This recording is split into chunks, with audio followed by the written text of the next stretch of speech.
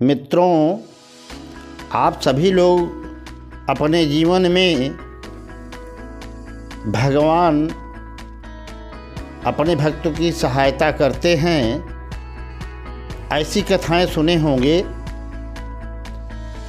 और ऐसी कथाएं कथा भागवत और कहानियों में आप सुनते चले आए हैं। बड़े बूढ़े भी ऐसा बताते हैं कि भगवान अपने भक्तों की मदद करते हैं। और गीता में भी लिखा है कि मैं अपने भक्तों का योगक्षेम करता हूँ।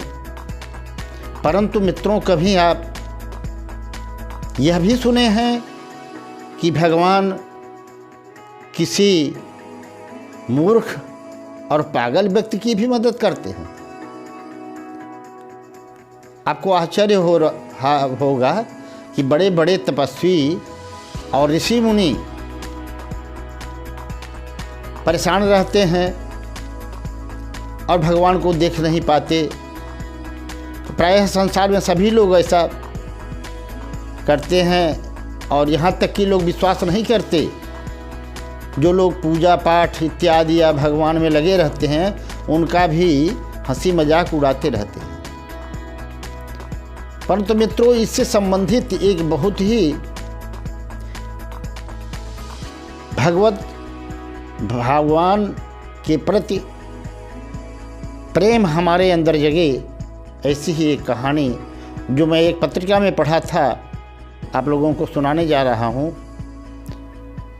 आप लोग उसे अंत तक सुने, जिससे कि कहानी का रहस्य समझ में आ सके और आप अपने जीवन में कुछ सीख सकें। एक बाजार के अंतर्गत सड़क पर कभी किनारे बैठा हुआ एक भिखारी टाइप का व्यक्ति लोगों को दिखता था और जहाँ जो मिल जाए भोजन कर लेता था।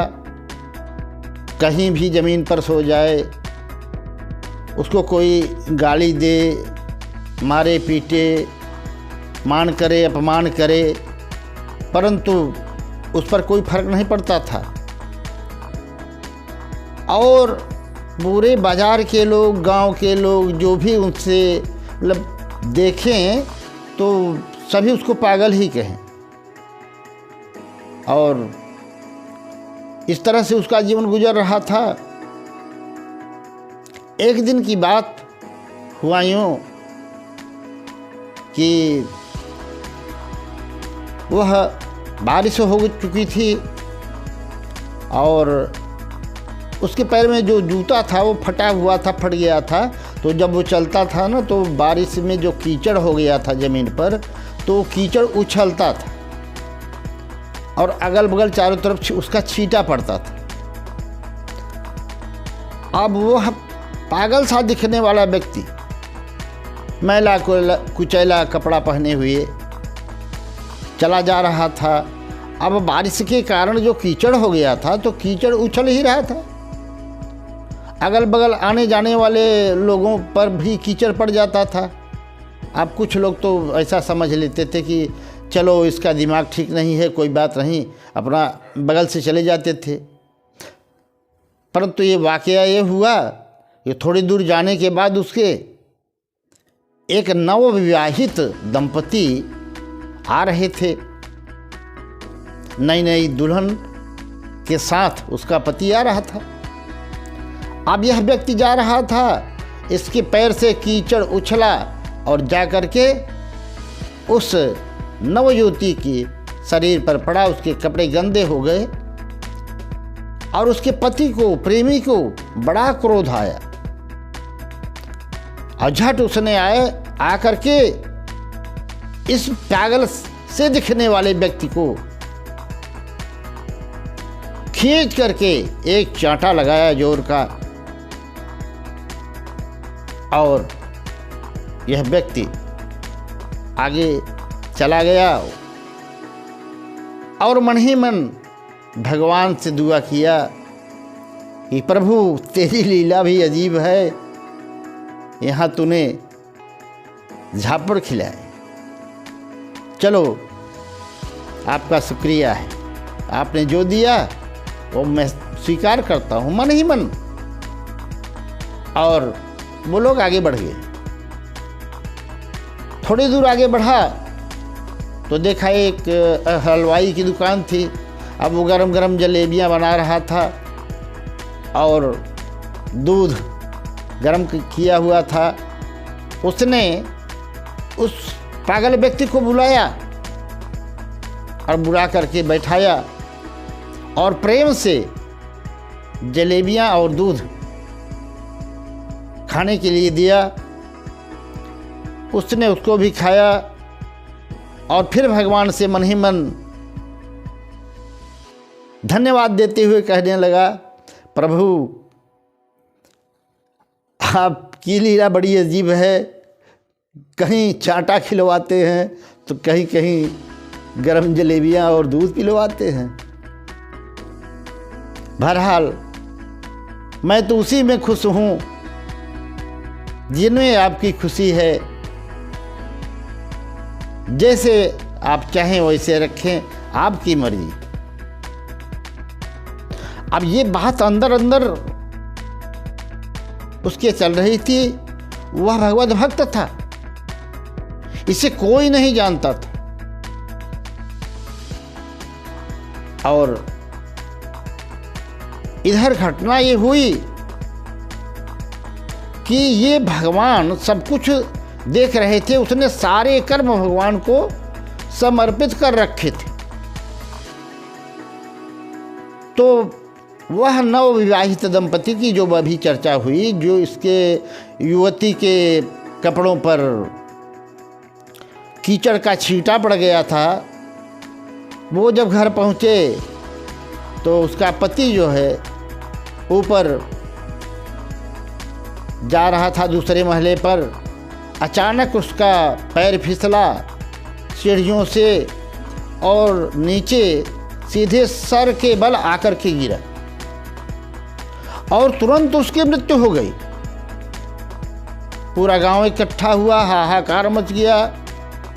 पत्नी दहाड़ मारकर रोने लगी